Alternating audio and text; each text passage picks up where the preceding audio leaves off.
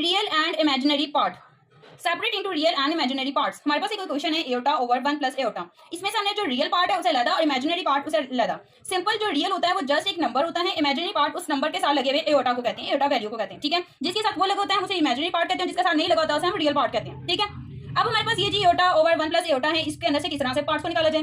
तो हमने क्या करना है, हमेशा अपने जो 1 प्लस एओटा है ना, इसको दूसरी तरफ डिवाइड भी करना है और मल्टीप्लाई भी, ठीक है। और साइन सिर्फ चेंज हो जाएंगे, अगर इधर प्लस है तो दूसरी तरफ डिवाइड में और मल्टीप्लाई में माइनस आ जाएगा, लेकिन अगर माइनस है तो डिवाइड और मल्टीप्लाई में प्लस आ जाएगा, ठीक है।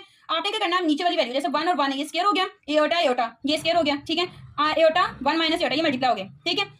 एओटा 1 एओटा ही होता है, एओटा को एओटा के साथ मल्टीप्लाई करेंगे तो स्क्वायर 1 का स्क्वायर 1 होता है, एओटा स्क्वायर इक्वल्स टू होता है एओटा स्क्वायर की वैल्यू होती है -1, ठीक है। अब हमने क्या किया, यहाँ से एओटा स्क्वायर की दोबारा से वैल्यू -1 डाली, ये माइनस माइनस प्लस हो गया, ये minus minus plus aorta plus 1 और ये 1 प्लस कितना हो गया 2, एओटा प्लस 1 ओवर 2, ठीक है। अब हमारे पास ये जो 1/2 है ये आपका रियल पार्ट है, जबकि